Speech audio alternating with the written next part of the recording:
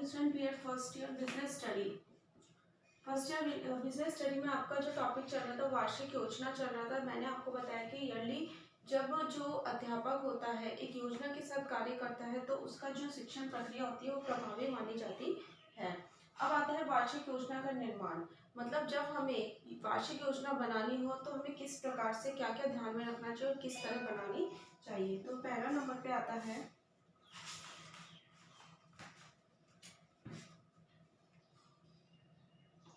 वार्षिक योजना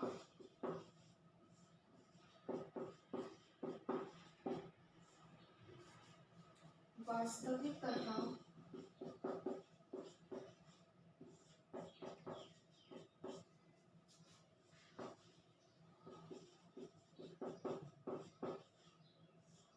व्यावहारिक हो,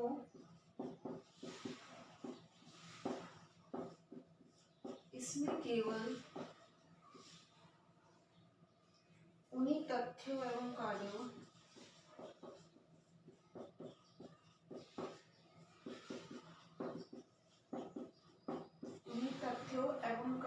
का उल्लेख किया जाए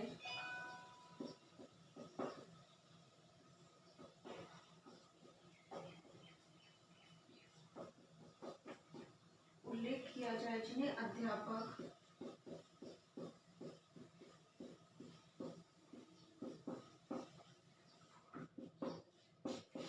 एक वर्ष में पूरा करता हो।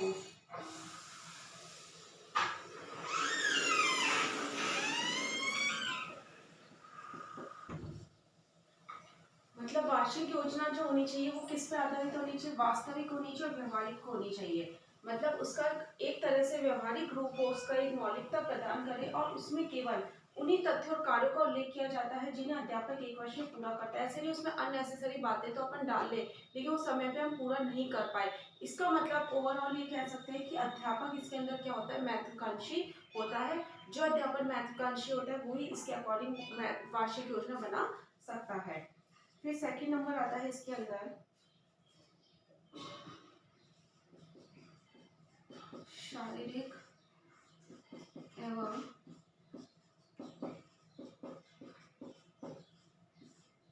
मानसिक योग्यताओं का विकास।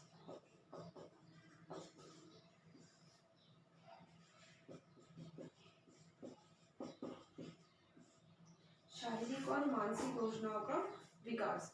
अब इसमें क्या होता है, जब वार्षिक योजना हम बना रहे हैं तो बच्चों के शारीरिक और मानसिक स्तर को ध्यान में रखकर ही हमें क्या करनी चाहिए, मानसिक वो वार्षिक योजना बनानी चाहिए। मतलब शारीरिक की बात करें तो इसमें इसमें क्या इंक्लूड करना चाहिए, सभी प्रकार की एक्टिविटी को भी डालना चाहिए। और मानसिकता की बात करें तो बच्चों के स्तर के अनुसार ही होनी चाहिए। मतलब उसके अंदर बच्चे का आईक्यू लेवल बढ़ के बाहर आए तो ऐसी समस्या से रिलेटेड इसके अंदर क्या डालना चाहिए, मतलब वो पूरा का पूरा अपने अकॉर्डिंग क्या करना चाहिए, व्यूज डालने चाहिए। फिर आता है इसके अंदर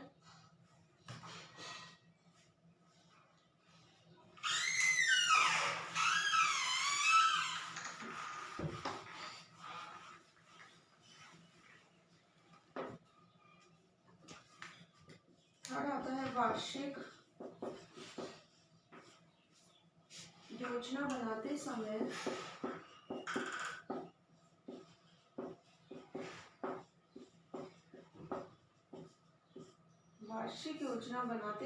गत वर्ष की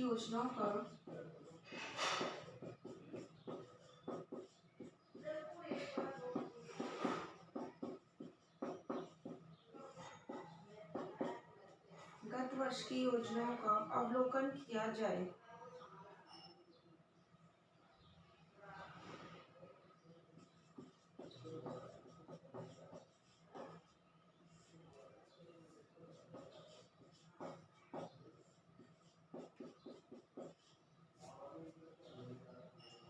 वार्षिक योजना बनाते समय पिछले वर्ष की योजनाओं का अवलोकन किया जाए।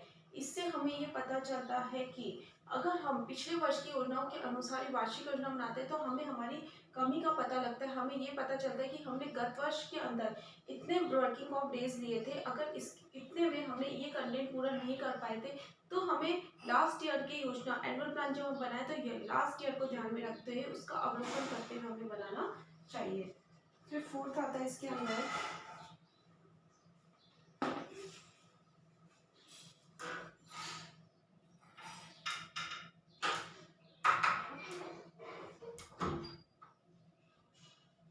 योजना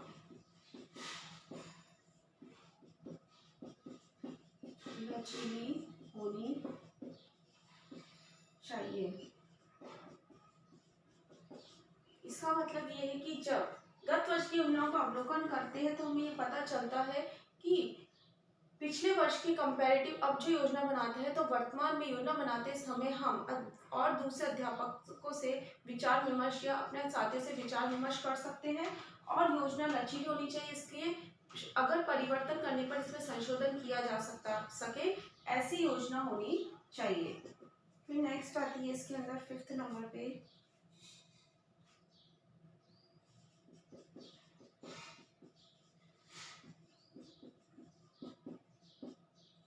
वार्षिक योजना महीनों में बांटकर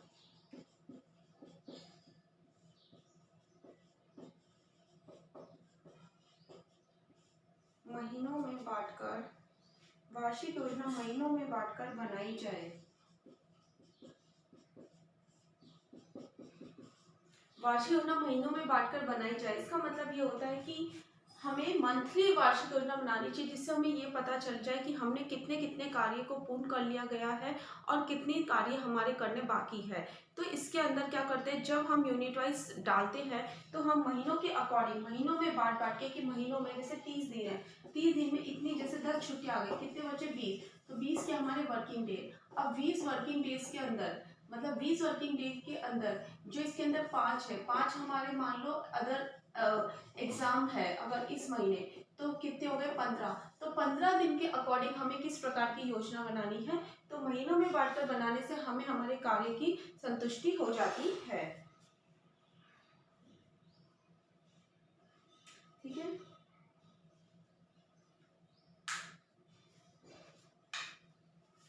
फिर आता है इसके अंदर नेक्स्ट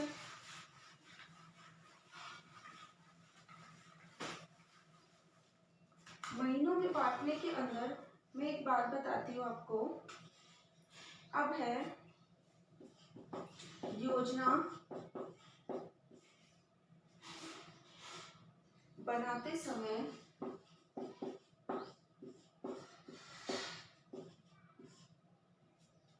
विभागीय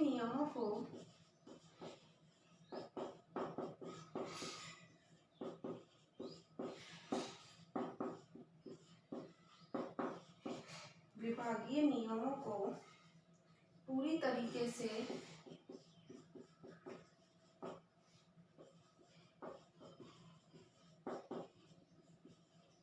ध्यान में रखा जाना चाहिए। विभागीय नियम मतलब होता है विभाग के अनुसार जो वर्किंग डेज तय होते हैं।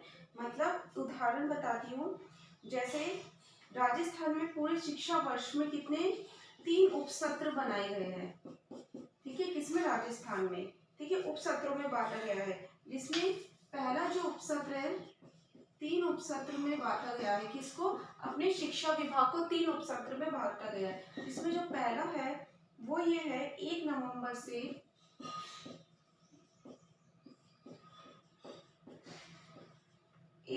से 28 फरवरी। दूसरा जो बांटा गया है वो बांटा गया है 1 मार्च से 16 मई।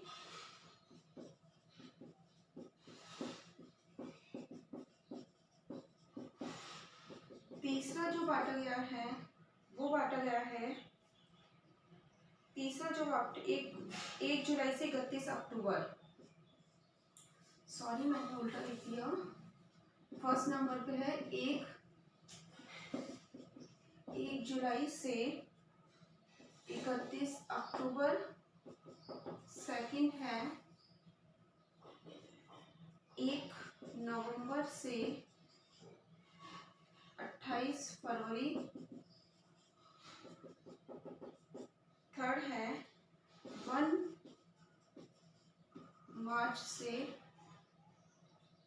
मार्च से 16 मई।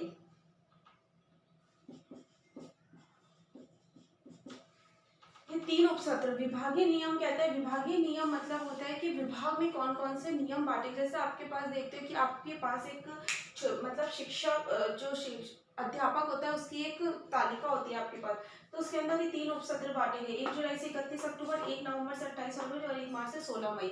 अब इसके अंदर ही हम किस तरह बनाते हैं कि इसके अंदर अब विभागीय ने अर्धवार्षिक, first term, second term, yearly, half yearly, ऐसे क्या करे है, कंट्रीब्यूशन करे है, मतलब क्या करे, विषयों को बांटा गया है। जैसे दिसंबर में अर्धवार्षिक परीक्षा की व्यवस्था की जाती है और इस तरह ना इसमें ना एडमिशन किए जाते हैं और गर्मी की छुट्टियां आ जाती है जून के अंदर। तो इस तरह इन सबको निकाल कर उसके बाद हम वर्किंग डेज काउंट करते हैं।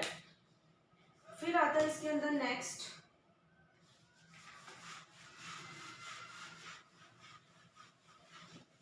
इसके अंदर नेक्स्ट जो आता है वो मैं आपको नेक्स्ट वीडियो में बताऊंगी। ठीक है, आपको होमवर्क लिख लोगी।